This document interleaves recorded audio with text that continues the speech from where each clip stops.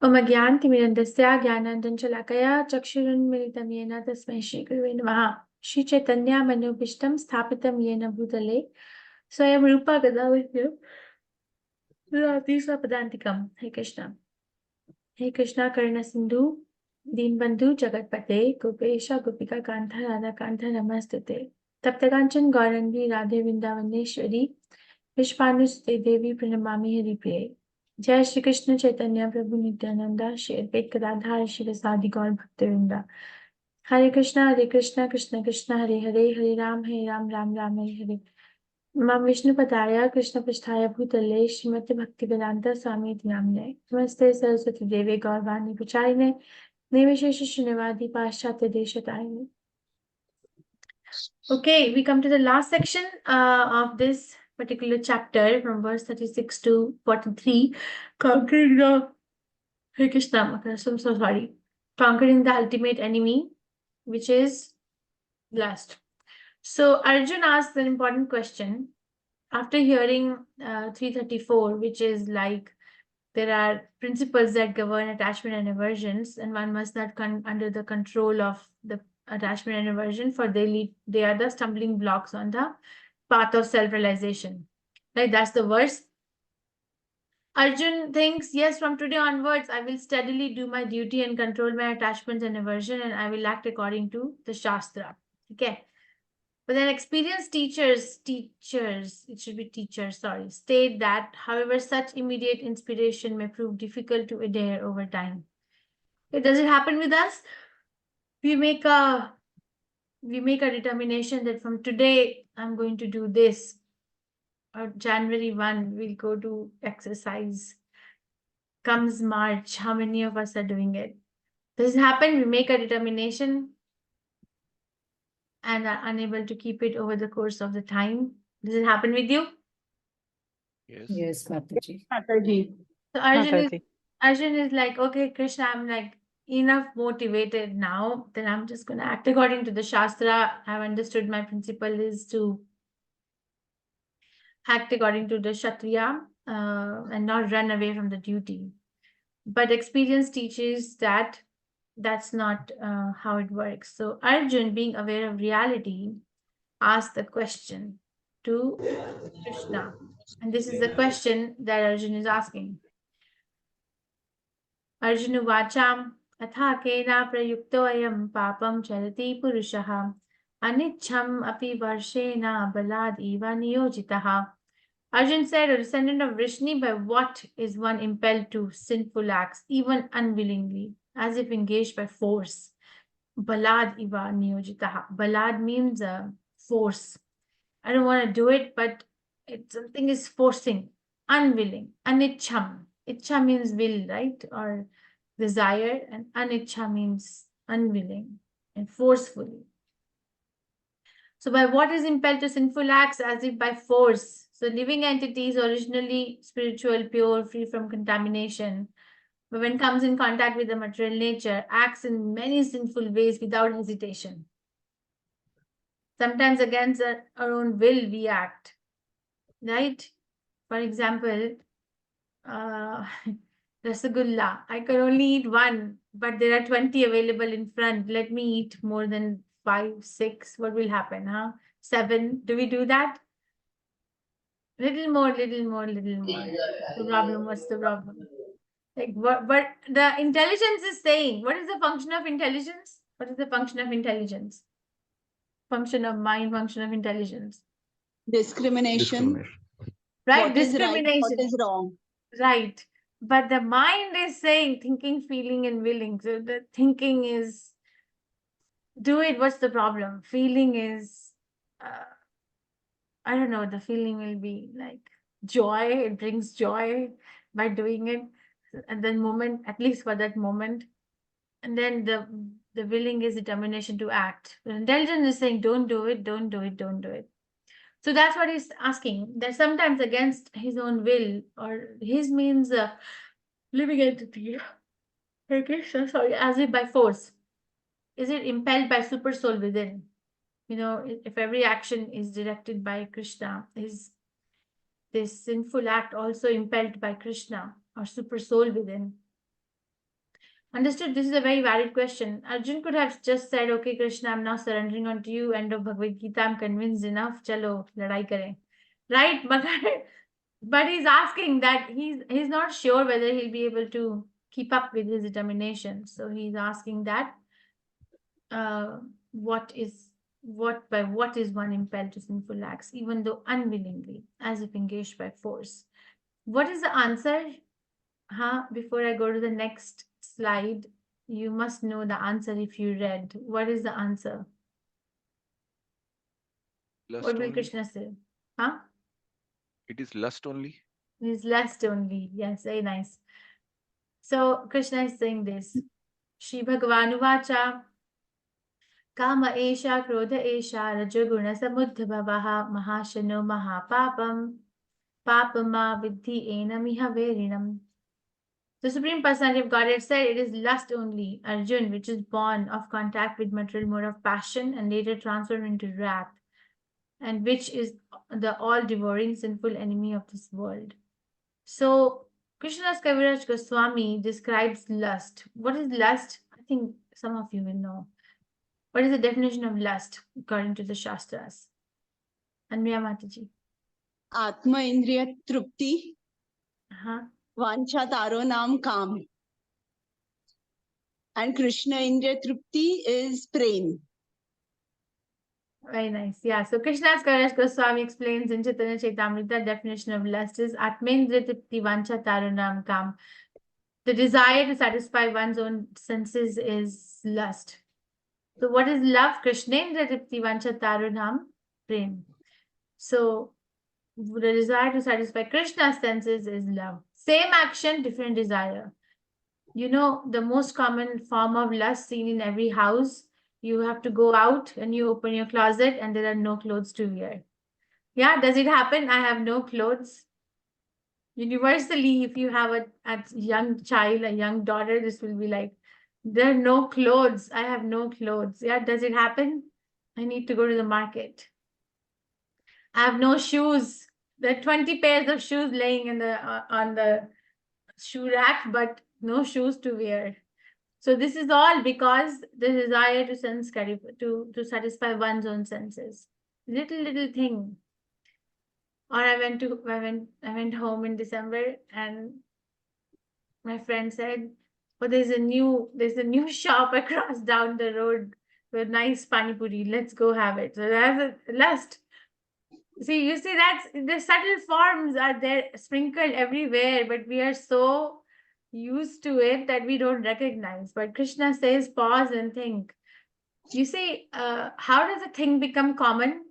When it is done by many people at a given place, that thing is a common or a normal thing. Right? That's what is a normal or a common.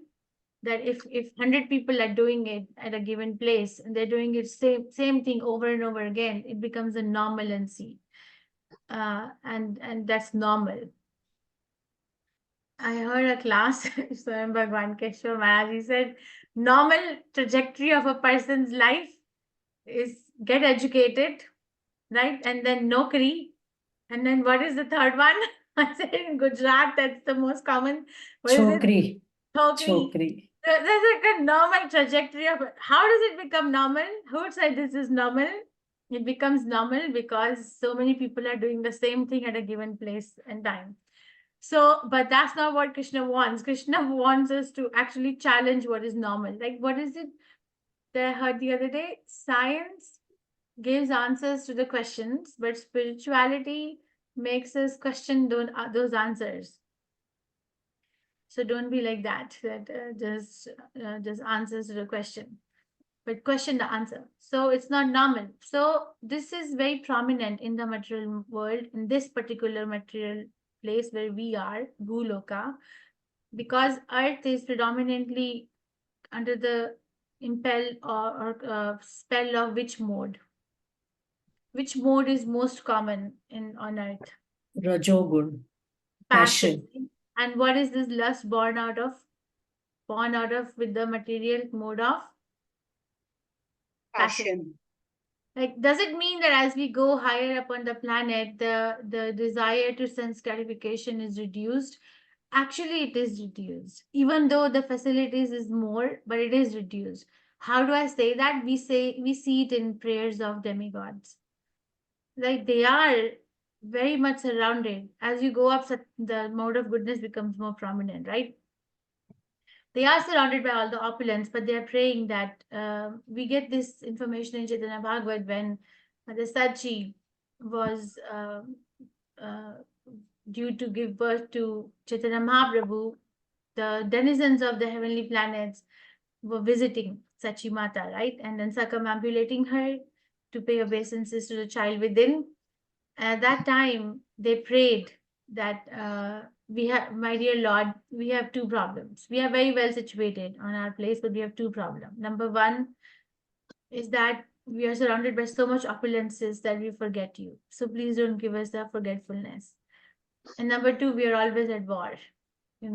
So either we win the war or we lose the war, but we are always at war.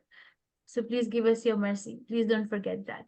Please don't forget us, because you are Patita Pavan.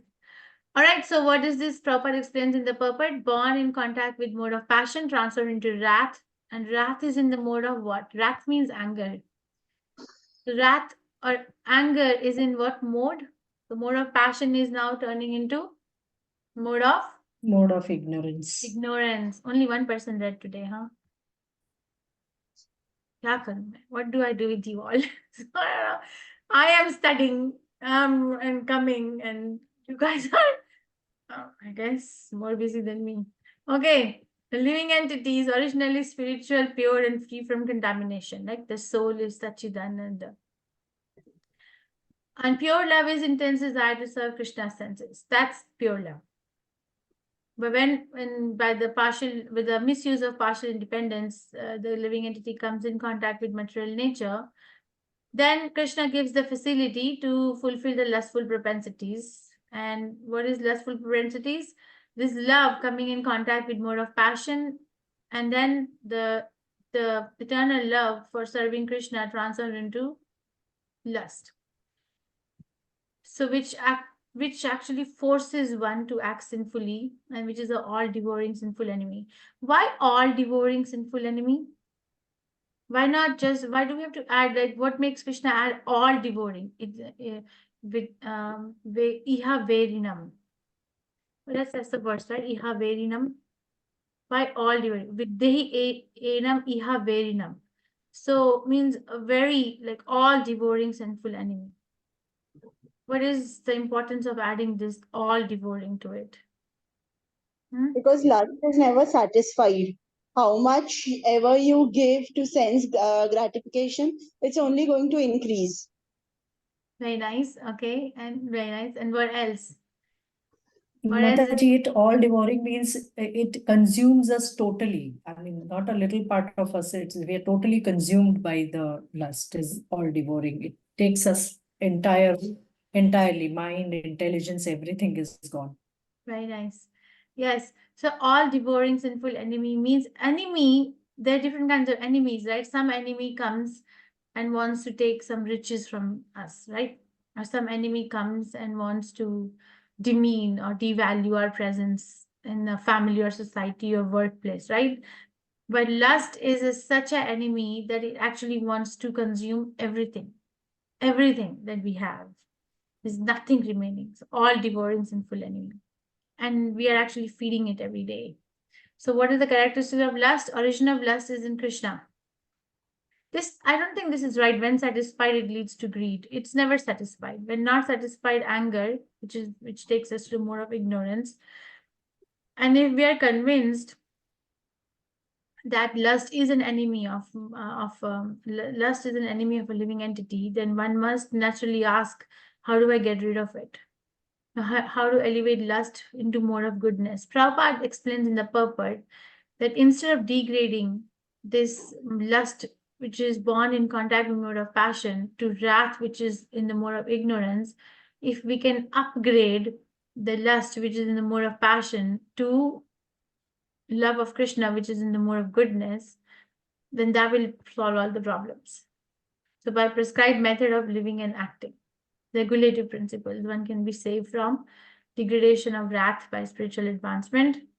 And when does a living entity becomes ready for that? When one has actually being baffled after multiple attempts of satisfying the lust. Then one inquires, who am I? What is my relationship with Krishna?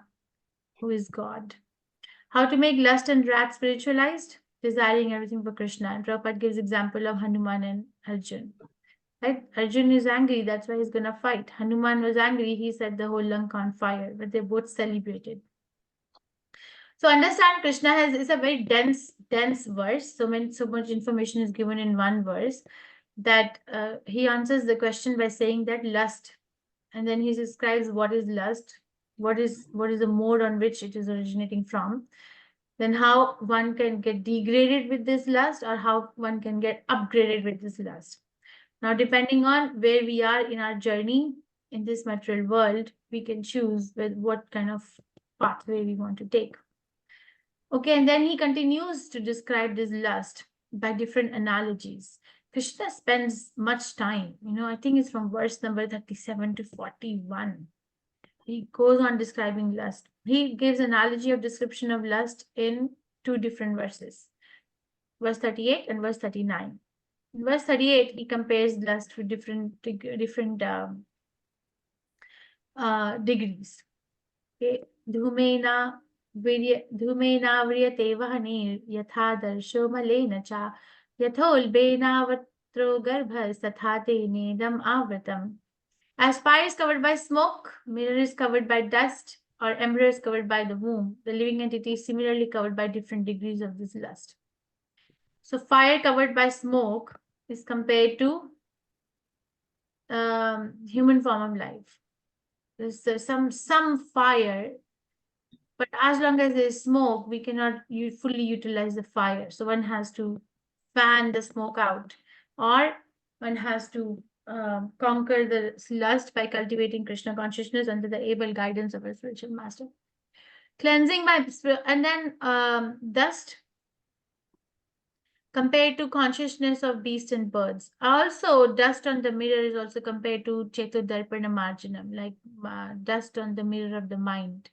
So there are 2 comparisons of this dust on the mirror. One, it is compared to birds and beasts. And then when somebody is completely punished for the lustful propensities, then it is compared to womb in the embryo. Embryo in the womb. Completely helpless, no freedom. This is the only place you can be, which is compared to trees and everyone else. Okay. So the lust, or all devouring enemy, is showing its color in different species, in different manner or intensity. We can at least acknowledge and appreciate that we have this human form of life, which there is an ability to fan this spark. At least I am not here or here. Even though Krishna consciousness is powerful and actually can elevate the whole world. And in this particular verse, Krishna compares lust to an altogether different analogy, which is fire. Okay, which is like fuel, putting fuel in the fire. Avratam jnanamitena jnanino nityaverina kamarupena konteya dushpurenane lena cha. Thus, the wise living entity's pure consciousness becomes covered by his eternal enemy in the form of lust, which is never satisfied and which burns like fire. So, eternal enemy, this struck me when I was reading Nitya Verina. Verina means enemy, Nitya Verina means eternal enemy. What makes Krishna say Nitya Verina? Huh? Why is he saying Nitya Verina? You don't think when you read? Tell me, Nitya Verina. The answer By is the eternal enemy. By the eternal enemy. Yeah, but what makes Krishna say this enemy as like an eternal enemy? Because how much we feed, it is not going to end. Okay, that's okay. It's always there. And what else? Yeah. Mataji, eternal because as we take birth in material world, our soul is always covered by the modes of material nature, is why lust is always there with the soul as many times that we keep, and because of lust, in fact, we keep taking birth. Yes. So it is our eternal enemy always there with us. And in the Yeah, as purport, long as Mataji, Go ahead. sorry. Go ahead, Prabhu. In the purport, Mataji, it is stated in the Manusmriti, the lust cannot be satisfied by any amount of sense enjoyment, just as fire is never extinguished by a constant supply of fuel. Very nice. Yes. Yes. So eternal enemy, why? Because if we are existing eternally in this material world, the lust is there with us. It's there. It's not, it hasn't left. Right? What is that song? Anadi karma phale, kori bhava jiva jale, kori bhare na dekhi upay. Right? Bhaktivinoda Thakur Prabhupada sings this. Anadi karma phale, kori bhava jiva jale. Anadi karma phale. If time immemorial, the living entity is burning in this fire of material existence, kori bhare na dekhi upay, and I can't see the way out. I'm burning in this material existence and I can't see the way out. So that's what the way in is lust. It's always there. Right? There's a discussion one time we had that as we get new body, every moment to moment or lifetime to lifetime, do we get new subtle body also? We get new gross body, right? Do we get new subtle body also? The mind, intelligence, false ego. So the conclusion was, my spiritual master was explaining that it's the same mind. The same mind we got degraded to material world from however number of years is the same mind which is carrying to different gross bodies. So subtle body is more powerful than the gross body. The subtle body is already sitting place of the desired and is manufacturing the gross body. So this lust, characteristic of lust covers the living entity's pure consciousness. That's why it says eternal, nitya verinam. As long as we are in the material world, this is there. But does it have to be eternal? It has been eternal so far, but does it have to be eternal? No. The Krishna consciousness, we can change our story anytime. We can decide from this is not how my life is going to be. Or this is not how this chapter of my existence is going to end. I'm going to change it by Krishna consciousness. But that's the only way we can change it. There's no other way. Okay, but that's a good way too. And I'm thank God there's no other way, because otherwise it would have been more confusing. So lust is a symbol of ignorance. Lust is never satisfied. As much as the fuel added to the fire makes the fire more and more strong. So whatever methods or methodologies we adopt to satisfy the lust will not help. We have examples from the Shastras. Give some examples from the Shastras, please, where the lust was never satisfied, even though one might have had the knowledge of the scriptures. Just by mere knowledge of the scriptures, not satisfied. Some examples. Ajamila. Ravan, Ajamil, very nice. Who else? Hiranyakashipu. Hiranyakashipu had knowledge. Okay. Okay, huh? Durvasa. Durvasa Muni. Yes, okay.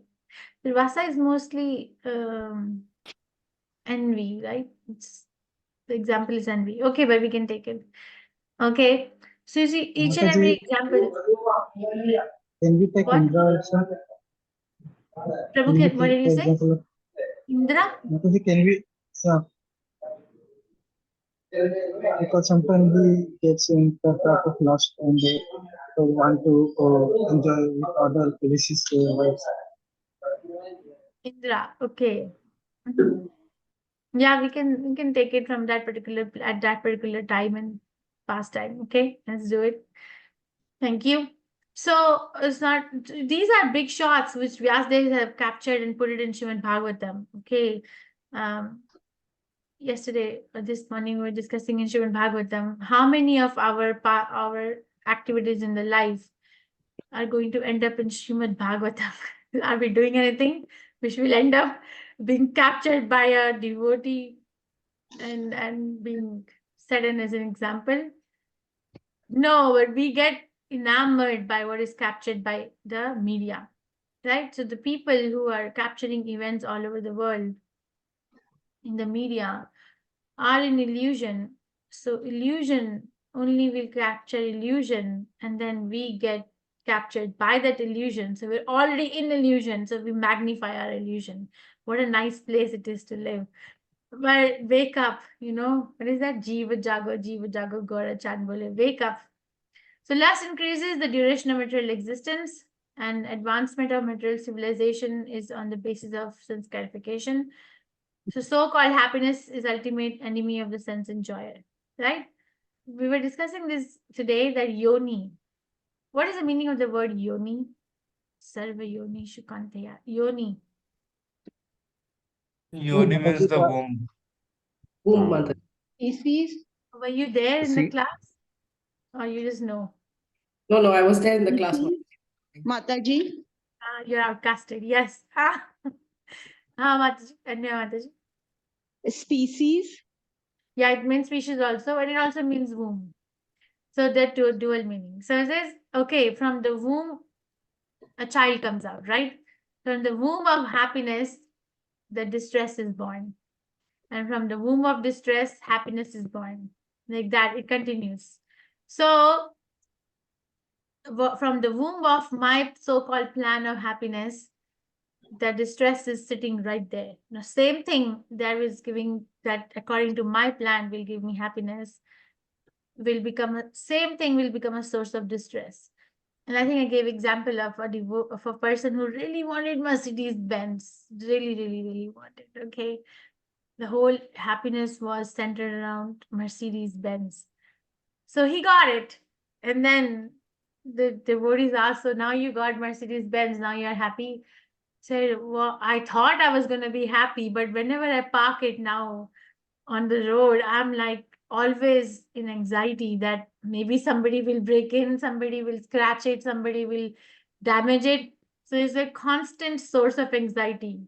A source of happiness has become a constant source of of anxiety. So similarly, the so-called happiness is ultimately the enemy of the sense enjoyer. Know this for sure. Prahlad Maharaj also reiterates or reinforces this in 7th Canto Srimad Bhagavatam, that the conditioned soul, when does this miserable life of a conditioned soul start? Who has read 7th Canto? When does the living in the miserable life of a conditioned soul start? When is the beginning? Okay, I'll break the When secret. it's in the womb, It's in what? The moment when it enters the womb, Womb. Okay. But at the before time of the creation only, Mataji, when the world was created only, and when we got merged with the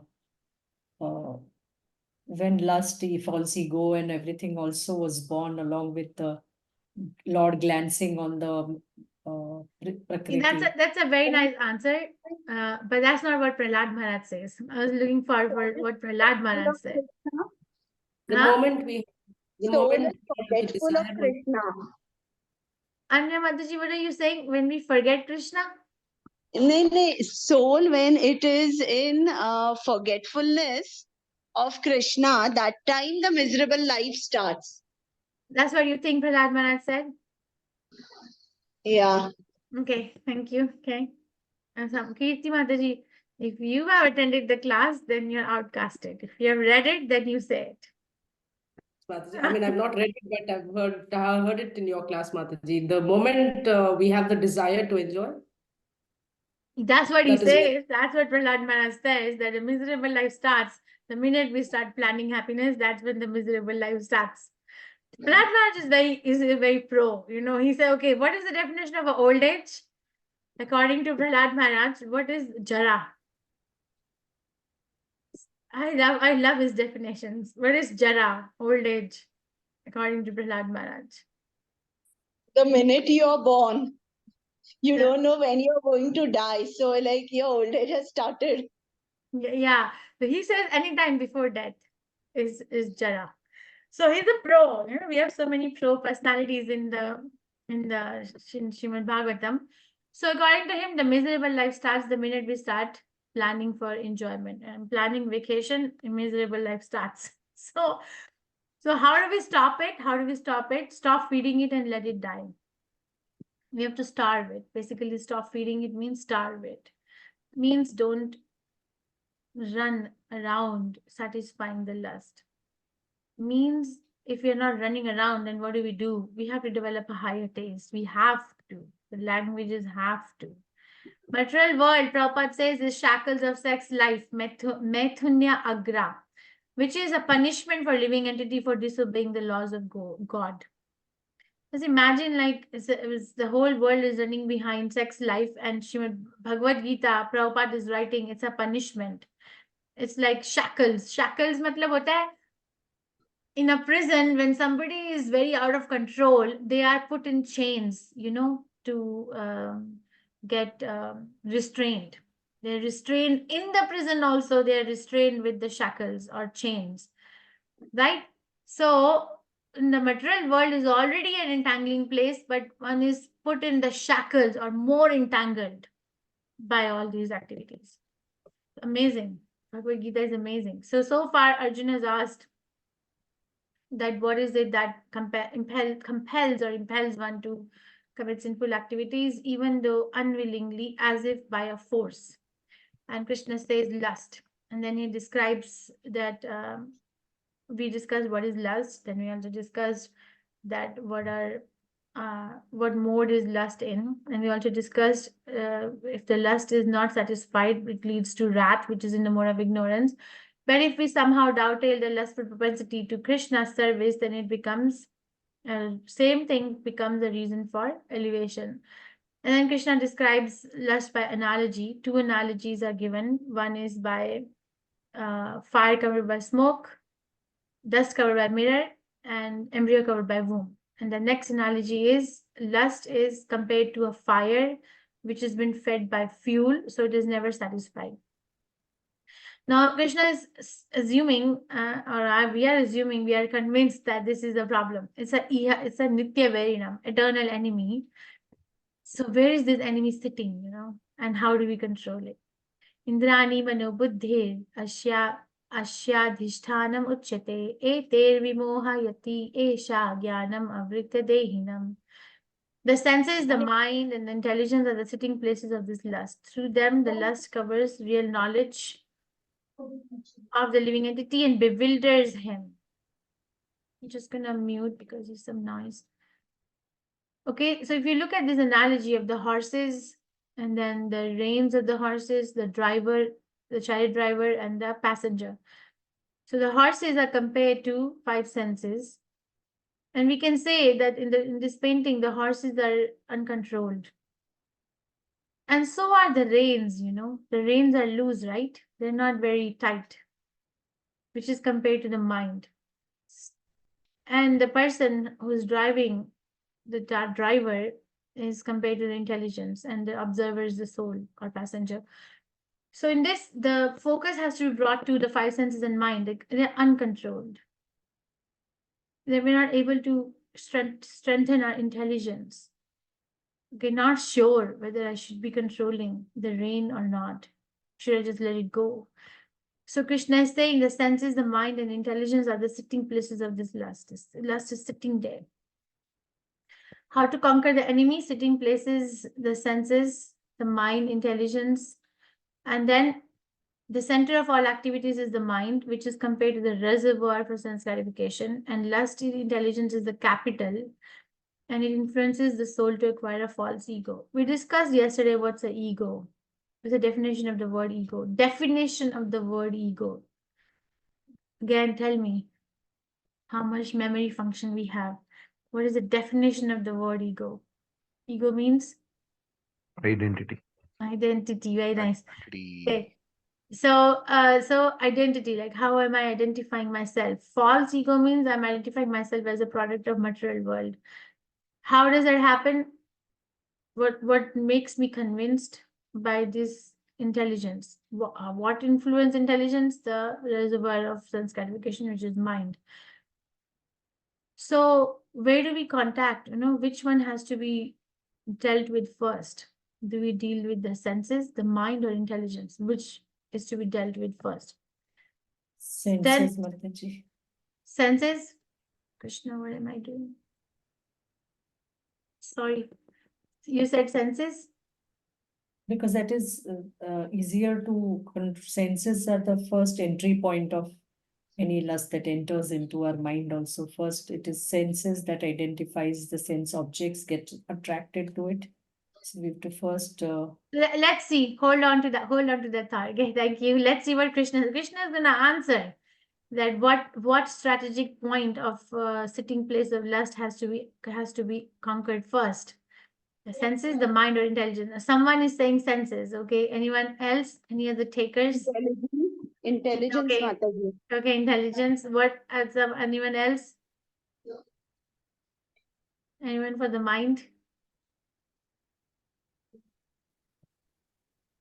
You are playing safe, because if you say anything, it can be wrong. Then Prem Kishore will scold us. Okay. So what if I scold you? Is there a problem? There shouldn't be a problem. Okay.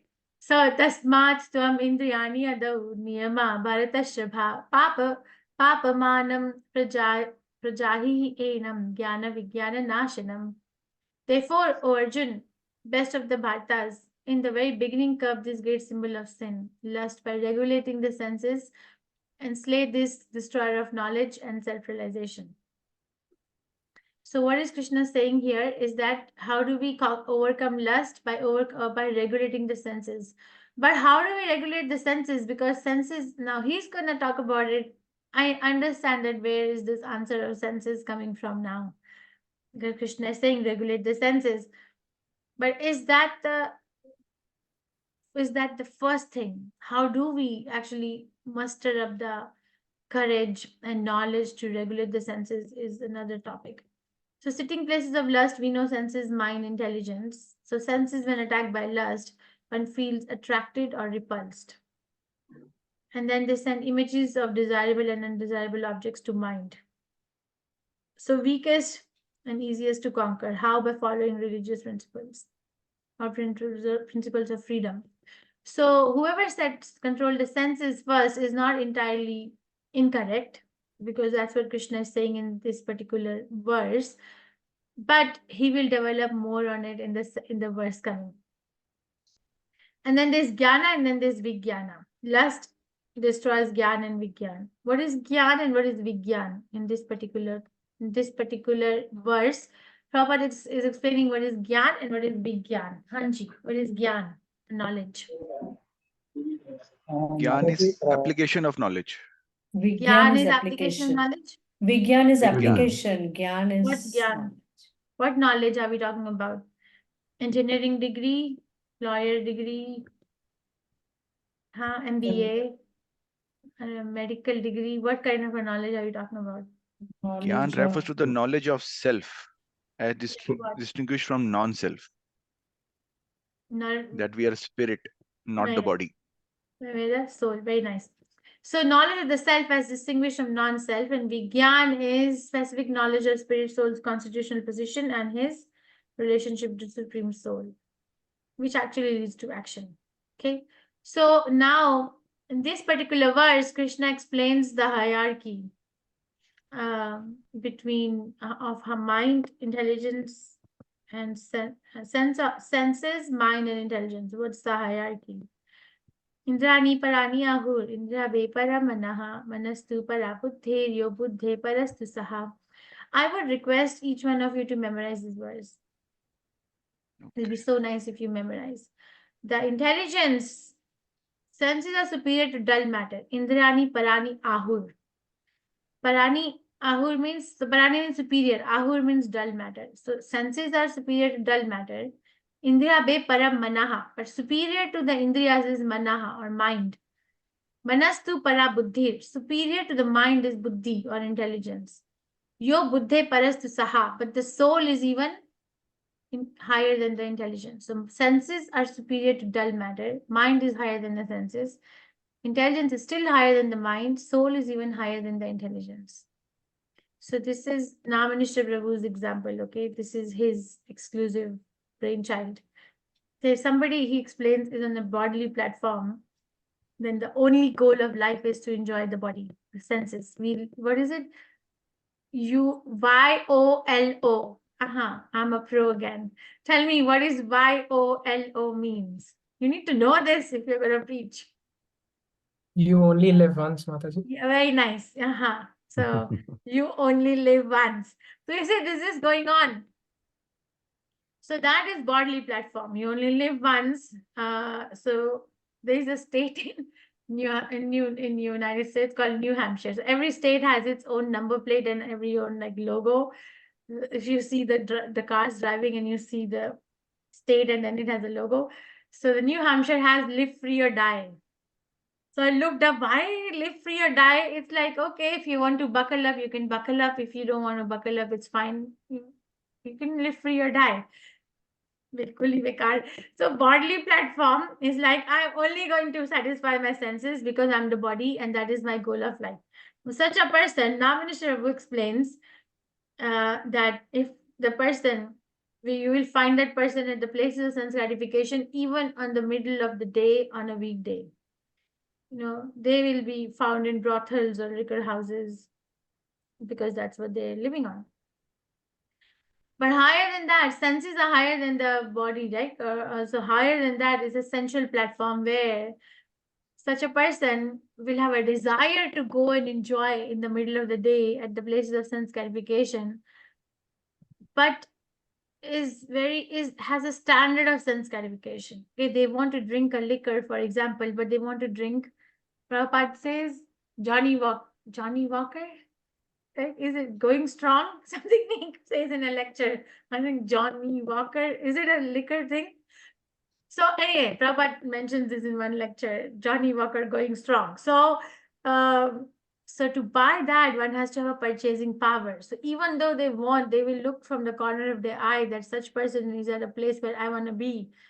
But this person will wait until Friday evening because they want to have certain standard. They want to drink a good one. And we need money for that, right? So that's sensual platform. I have a standard. But then higher than that, when one gets dissatisfied, is a mental platform or a speculator.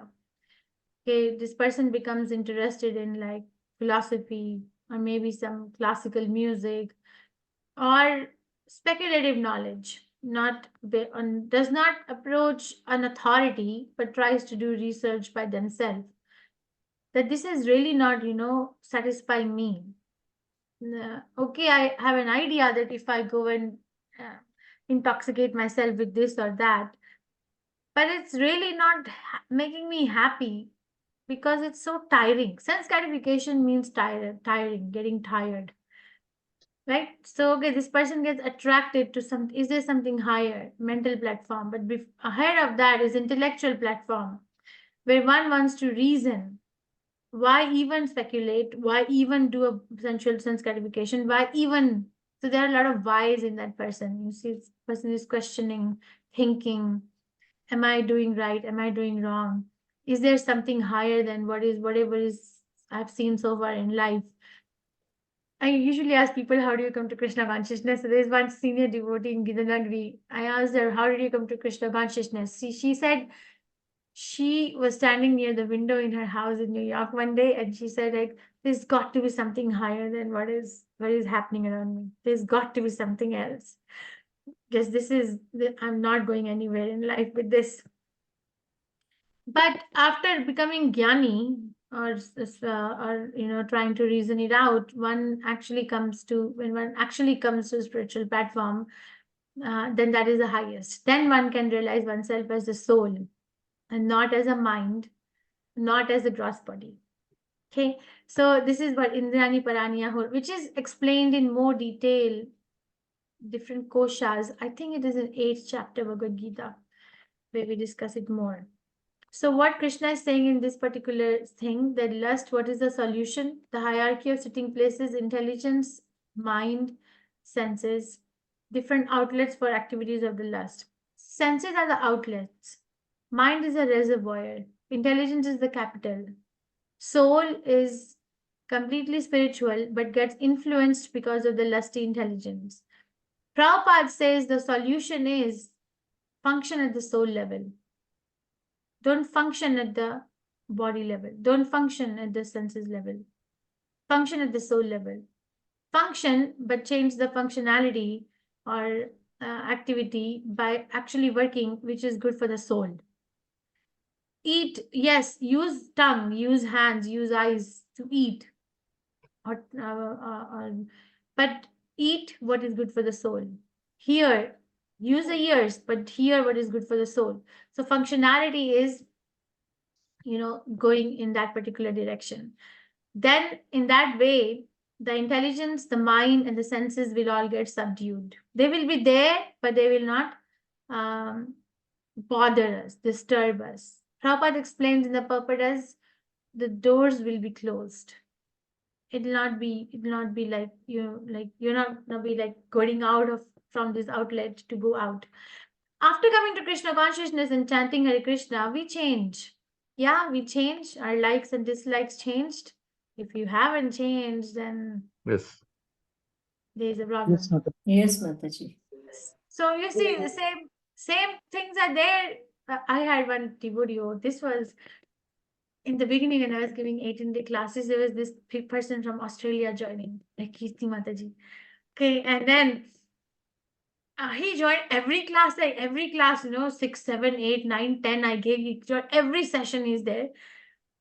And we became little close. And I said, okay, now you have to tell me what changes have you done, And then he said, Mataji, you don't want to know. I said, we want to know. Everybody wants to know. Anya Mataji, were you there when he spoke? Okay, he said, I was working as a server or as a restaurant in Australia. And I would offer the customers different kinds of meat products and actually glorify which is better, which is not, and actually explain how well one is cooked than the other. I was getting too it was like I was very good at it. It was very well paid off job. But after coming to Krishna consciousness and listening all this, I became so distasteful to this. I actually left my job. Can you believe he left his job? So because he couldn't carry on. So I said the same thing is there. All the things are there. The meat is there. The restaurant is there. The methodology of cooking is there. But what is not there? The desire is not there. So this is called like controlling the senses. It's not that we close our eyes and then we control. No, the objects of sense gratification are there, but they're not agitating my existence anymore. How does that happen? When we start functioning at the soul level. Okay, then Krishna says we can control the Iha Belinam. Even though the soul is the master of intelligence, mind, senses, unless it is strengthened by Krishna consciousness, there is every chance of falling down due to agitated mind. Sorry, we have been at the mental level for a long time. This is the last verse. Evam buddhe param buddhva samsthabhyatmanam atmana jahi shatrum mahabaho kama rupa dujashadam. Thus, knowing oneself to be transcendental to the material. Sorry, 1 second. Hare Krishna. To the material senses, mind, and intelligence, O mighty armed Arjun, one should study the mind by deliberate spiritual intelligence, Krishna consciousness, and thus by spiritual strength conquer this insatiable enemy known as lust. So deliberate spiritual intelligence. One has to deliberately become Krishna conscious. I don't want to be, but I will be. Okay. So study. The language is very strong. One should.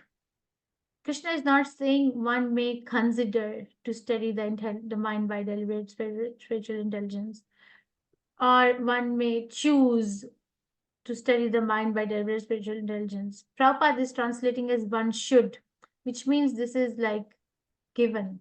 This is the only way. There is no alternative. Okay, so this is an important verse. So how do we overcome lust? by acting at the soul level. Because material senses, mind, and intelligence are subdued only when one acts at the soul level.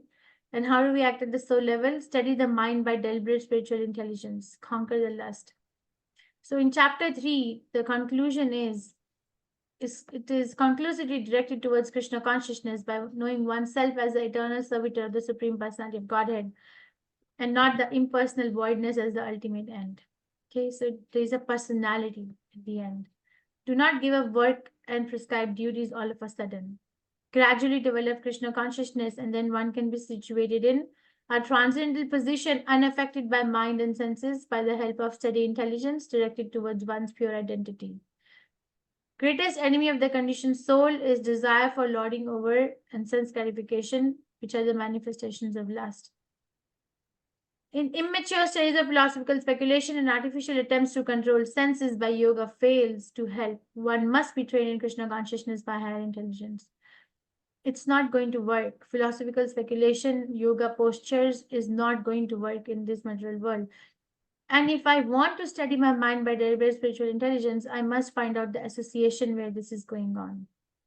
Great things happen when we are associating with devotees of the same like mind. If we are isolating from a devotee, then know that the mind is more strong than the intelligence. The minute we think that the association of devotee is not so important, I can do it on my own. No, not going to happen. Okay, so this is a summary of this particular chapter. 43 verses, 4 divisions for understanding sake. Verse 9 verses, Krishna is dealing with the confusion that Arjuna has brought about. Renounce work or work in renunciation. What do we do? Renounce the work or work with renunciation? Then Krishna builds the chapter from 10 to 16 verses. It talks about how karma kand can be changed to karma yoga. Yesterday we discussed 17 to 35 where Nishkam Karma Yoga, acting dutifully with detachment to set the correct example. And then today he said we discussed about the impediments which might be there for us to act at Nishkam Karma Yoga platform. And the impediment is lust. And the lust is eternal enemy, not that it has come now. And it is all devouring. It's going to eat up everything. You know, if a house is set in fire, then the house is burned totally. It's not that one particular corner will be burnt and the other will not be burnt. Everything is burned totally. Like that, if my existence is eaten up by lust, then it's gone totally. Nothing is left. Any questions, reflection, realization, and then I want to go to that essay question. Hare Krishna, Mataji. Yes, Prabhu. Hare Krishna. Mataji, last we are discussing about lust and the anger, Mataji.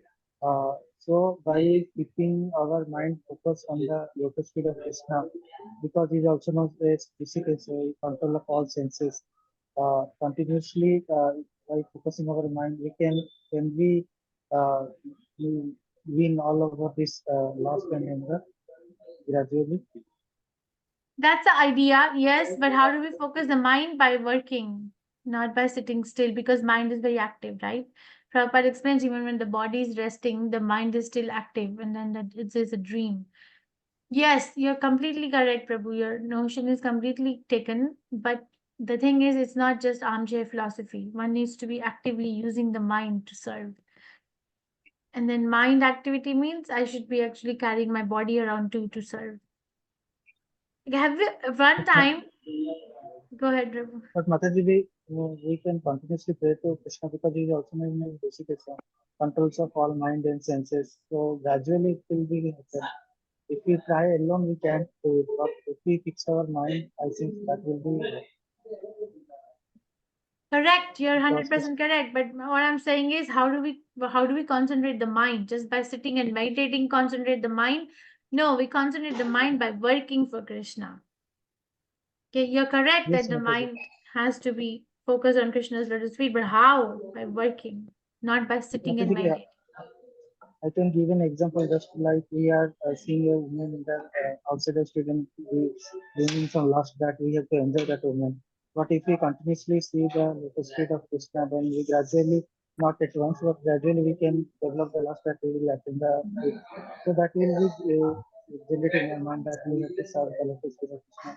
I'm not Gradually able the to lust will be hear overcome. well. Are you all able to hear him well? Can you bring the mic close to your mouth? Is it possible? Mataji, is it audible now? You're audible, but it's not clear. Maybe just me. There is Mataji, a background actually, noise somewhere. Mataji, my question. Actually, I was telling that I was just by seeing a beautiful woman in the outside of the state, and we want to enjoy it. That is a kind of lust. But when we fixed our mind in the lotus feet of Krishna, gradually we can develop the love and faith towards Krishna, and gradually we can win over that lust and so on. But it will not possible at once, but it gradually it will be happen. I heard somewhere that it will be gradually happen. Once you fix the mind, you will never attach to any other lust outside of the material world. Okay. Thank you. Shiva Srinivas Prabhuji, Hare Krishna, go ahead. Hare Krishna. This is regarding like desire for overloading. Like, is it like can you please elaborate on that? The words reservoir and overloading. Yeah. Like in the last verse, we are seeing like desire for overloading and loading and desire for sense gratification. So, like overloading is something like trying to control, or how is that? Oh, overloading means that trying to, for example, overloading. For example, I'll give you the example of this pastime. Okay. In 6th canto, Srimad Bhagavatam, have you read this pastime of Chitraketu? Have you read this? Yeah, I heard. I have heard. So he had 1 million wives, right? But then no child. So he was very, very distressed that there's no one to carry out the activities of his kingdom after he leaves his body. So he got benediction from Angira Rishi, from Narad Muni, and he got a son. Yes. And when the son was born, we read that Vyasdev is writing that the king became overtly attached to the son and the wife from whom he got the son. Everybody else was ignored. Right? 1 million wives and only one wife he was paying attention, and only one child. He just completely ignored everyone else. That's an example I can think of closest as overloading.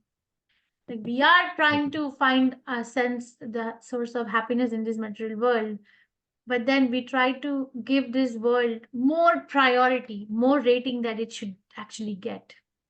We put a higher price tag than what it should actually be. It's overpricing. We're overpricing the happiness in this material world.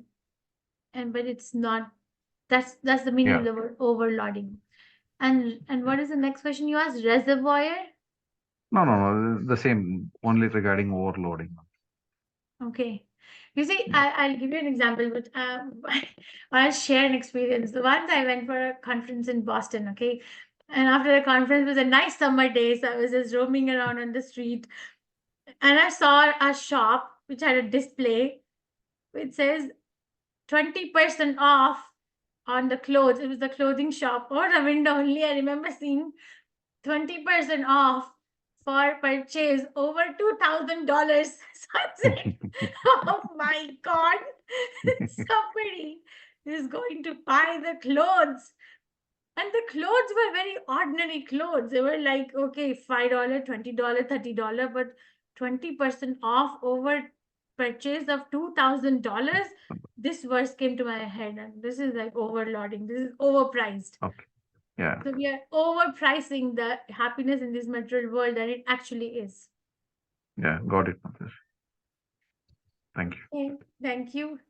Any other question, reflection, realizations, or corrections?